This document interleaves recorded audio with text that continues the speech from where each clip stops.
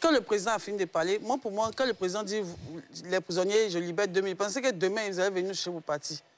Mais une semaine, on ne m'appelle pas. 2 semaines, on ne m'appelle pas. Et il y a des personnes même qui devaient être libérées qui s'en vont. Donc, mais les gens commencent à me dire, non, t'inquiète pas, ma bio, tu vas partir. Donc, dans ma tête, je me faisais le film chaque jour. C'est ma dernière nuit. Mais quand ils sont venus m'appeler, ah non. Allons pas à pas. Le matin, c'était le matin? Oui. Le matin, tu finis ce que tu as fait, tu es assise. Et tu fais, qu'est-ce que tu faisais déjà? Je dormais d'abord. Quand je me réveille le matin, parce que d'abord, ils avaient... comment ça s'appelle, libérer d'autres dames dans la grâce présidentielle. Mais c'est dans le district de Bergerville, parce qu'apparemment, je pense qu'on juge d'autres personnes là-bas. Donc, moi, je suis du plateau. Ceux de Bergerville, on les avait déjà libérés.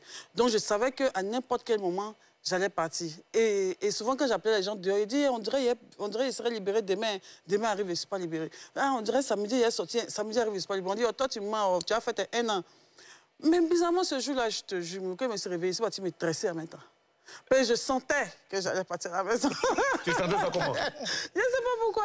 Mais je sentais, parce que le mardi qui est passé, ils ont libéré des gens. Je me dis que ce mardi, ça là.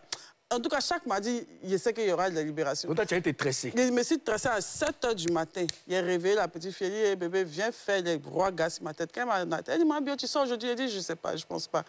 Oui, elle a fini de faire dernière tresse, là, voilà, la dame qui arrive. Elle dit, ma bio, quoi, mais il y a une Virginie. Elle dit, ah! Il a dit, c'est vrai, il fait comme si, c'est qu'on m'appelle pour me libérer, mais il fait comme si c'est pas sa façon. Tout le monde m'appelle, ma bio, tu t'en vas, ma bio. Il a dit, oh, restez tranquille, je ne vais pas, je ne pense pas que c'est ça. Je pense que c'est ça. Et au final, on m'annonce que, voilà, je m'en vais à la maison. J'ai dit, toute la prison me soulève, oh, au revoir, ma bio, donne-moi un habit, ça là, c'est pour moi, ça là, c'est pour moi, ça là, donne-moi ça là, ta perruque, ça là. Il a dit, prenez tout, je ne veux rien. Et donc, quand on te libère, tu dois passer au bureau pour aller signer et tout ça, mettre tes empreintes et tout. On te donne des conseils quant à ta libération et tout. Et on arrive là-bas, pour la première fois de l'histoire de libération, on doit me libérer. Et puis on dit non, que nous, on n'a qu'à attendre demain. Il a dit...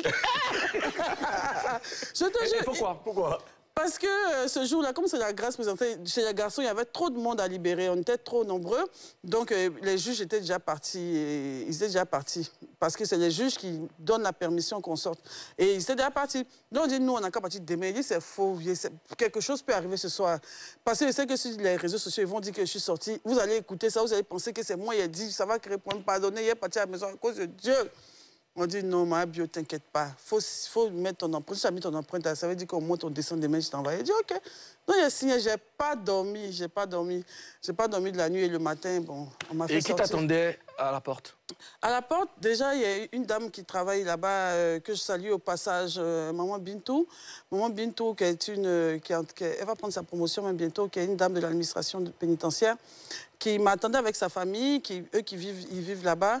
Il y avait mon assistant qui m'attendait, il y a mon petit Priva aussi, mon petit frère chéri qui m'attendait, le chauffeur du van et le van en question. Et voilà. Moi, je voudrais savoir, tu as dit qu'avant de mettre ton empreinte, on te reçoit, on te donne des conseils. Oui. Quels sont les conseils qu'on te donne?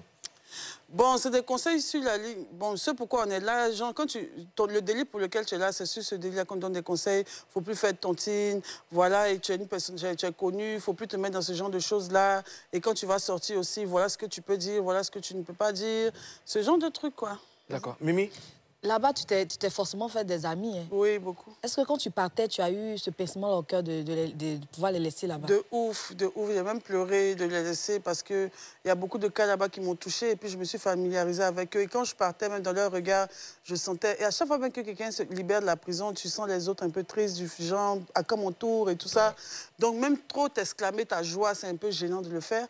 Donc voilà, quoi, c'est moi-même qui leur disais non, ça va aller, vous allez partir. Mais on est toujours en contact, je les appelle toujours. Et ta dernière nuit, avant la libération, ta dernière nuit, le dernier jour, comment tu l'as passé? J'ai pas dormi. J'ai pas dormi. J'ai fait que parler, on causait, je m'imaginais, je me disais ce que j'allais manger, ce genre de choses, où j'allais partir.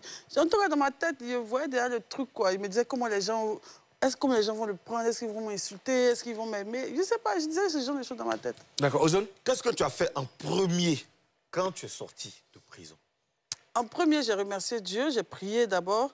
J'ai prié et puis, bon, avec l'euphorie, les gens qui m'ont vu sortir et tout ça, les gens venaient vers moi m'attraper. Donc, je n'ai pas eu trop le temps de faire grand-chose.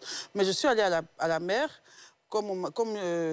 voilà quoi, pour essayer de me laver de toutes les impuretés et tout ça.